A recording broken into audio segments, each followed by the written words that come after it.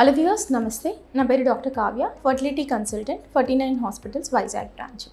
మగవాళ్ళలో వీరికనాల్ టెస్ట్ అనేది ఎంత ఇంపార్టెంట్, ఏ టైంలో చేయించుకోవాలి దాని గురించి చెప్దాం అనుకుంటున్నాను. జనరల్లీ సెమెన్ అనాలిసిస్ అనేది బేసిక్ మెయిల్ ఫ్యాక్టర్ ఇన్వెస్టిగేషన్స్ అండి. సో ప్రెగ్నెన్సీ రాకపోతే ఫీమేల్ ఫ్యాక్టర్ కాంట్రిబ్యూషన్ ఎంత ఉంటుందో మెయిల్ ఫ్యాక్టర్ కూడా అంతే ఉంటుంది. సో వీరికనాల్ టెస్ట్ మెయిన్లీ ఎప్పుడెప్పుడు చేసుకోవాలి, ఎప్పుడెప్పుడు చేసుకోకూడదు, ఇవి ఫస్ట్ తెలుసుకుని ఉండాలి. ఎందుకంటే ఓన్లీ ఆ బేస్ చేసుకుని, ఆ రిపోర్ట్ని బేస్ చేసుకుని మనం పేషెంట్స్కి ట్రీట్మెంట్ అడ్వైస్ చేయడం అనేది జరుగుతుంది.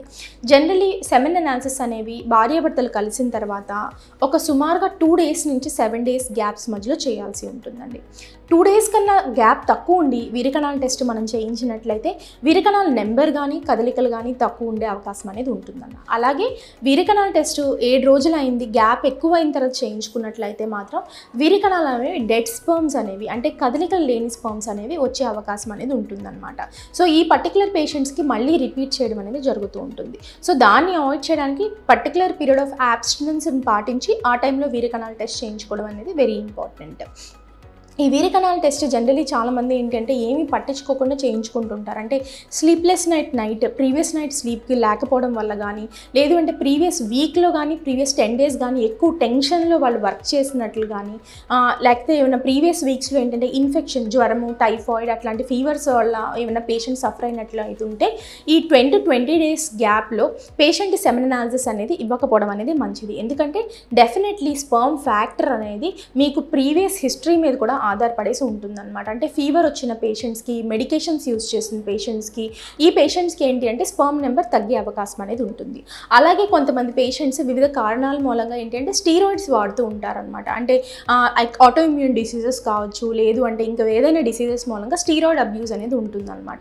ఈ స్టీరాయిడ్ ఎక్కువ తీసుకుంటున్నారు అనే పేషెంట్స్కి కూడా వాళ్ళ క్లినికల్ హిస్టరీ, అంటే వాళ్ళు చెప్పాలి డాక్టర్కి మేము స్టీరాయిడ్స్ యూజ్ చేస్తున్నాము అని చెప్పేసి. ఈ పర్టికులర్ పేషెంట్స్కి కూడా వీరికణాలు తక్కువ ఉండే అవకాశం అనేది ఉంటుందన్నమాట. సో పేషెంట్గా మీరు తెలుసుకోవాల్సిన విషయాలు, ఫస్ట్ గ్యాప్ అనేది ఎందుకు ఇస్తున్నాము అన్ని రోజులు అనేది తెలుసుకోవాలి. ప్రీవియస్ హిస్టరీ, అంటే ప్రీవియస్గా అయిన ఒక 20 days సర్కమ్స్టెన్సెస్ ఎలాగున్నాయని తెలుసుకోవాలి. ఆ పర్టికులర్ కండిషన్స్లో అయితే సెమెన్ అనాలిసిస్ ఇవ్వకపోవడం అనేది మంచిది. ఎందుకంటే వీరికనాల్ రిపోర్ట్ అనేది అబ్నార్మల్గా ఉండే అవకాశం అనేది ఉంటుందన్నమాట.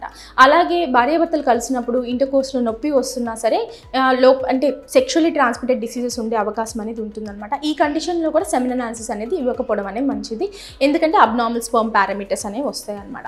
మేము సెమెన్ అనాలిసిస్లో మెయిన్ చూసేది ఏంటంటే కదలికలు, అంటే motility of the sperm, morphological factors, కణం యొక్క రూపము ఎలాగుంది అని చూస్తాము. అలాగే నెంబర్ ఆఫ్ ద స్పర్మ్స్, ఒక్కొక్క ఫ్యాక్టర్ని బేస్ చేసుకుని ట్రీట్మెంట్ అనేది పేషెంట్స్కి ఆఫర్ చేయడం అనేది జరుగుతుందన్నమాట.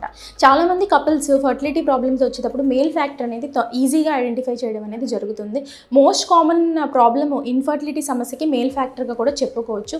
వీటిలో ఏంటి అంటే మనం డివైడ్ చేసుకోండి ఏది ప్రాబ్లం ఉంది. మార్ఫలాజీ, అంటే వీరికన్నా శక్తి తక్కువ ఉన్నట్లు అయితే మాత్రం ట్రీట్మెంట్ చేయడం అనేది కష్టం. ఎందుకంటే మార్ఫలాజికల్ అబ్నార్మాలిటీస్ అనేవి ఎక్కువ ఉన్నప్పుడు ఏంటంటే డిఎన్ఏ ఆఫ్ ద స్పర్మ్ కూడా అబ్నార్మల్గా ఉండే అవకాశం అనేది ఉంటుందన్నమాట. అంటే 0% మార్ఫాలజీ వచ్చిందంటే వీళ్ళకి నార్మల్ స్పర్మ్స్ ఉండే అవకాశం అనేది చాలా తక్కువ ఉంటుంది. అలాగే మొటిలిటీ మినిమం ట్రీట్మెంట్, అంటే ఐయుఐ ద్వారా పద్ధతి ద్వారా ప్రెగ్నెన్సీ కావాలంటే మినిమం ట్రీట్మెంట్ 10 to 20% మొటిలిటీ అన్నా ఉండాలి ఐయుఐ మనకి సక్సెస్ కావాలి అంటే.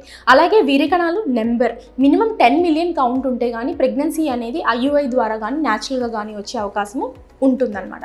సో ఈ ఫ్యాక్టర్స్ని బేస్ చేసుకుని పేషెంట్కి ట్రీట్మెంట్ ఇవ్వడం అనేది జరుగుతుంది. ఫస్ట్ ఎప్పుడైనా సరే వీర్యకణాల్లో అబ్నార్మాలిటీ కనిపించింది అంటే వీ హ్యావ్ టు మేక్అవుట్ ఏది ప్రాబ్లం మూలంగా వీర్యకణాల్లో అబ్నార్మాలిటీ ఉంటుంది అని టెస్టులు చేయించి దానికి తగ్గ ట్రీట్మెంట్ అనేది సుమారుగా మనం 60 days నుంచి 90 days దాకా ఇస్తాము. ఆ తర్వాత మాత్రమే ట్రీట్మెంట్ అనేది, ఫర్దర్ ట్రీట్మెంట్ అనేది పేషెంట్కి అడ్వైస్ చేయడం అనేది జరుగుతుంది. Thank you verse.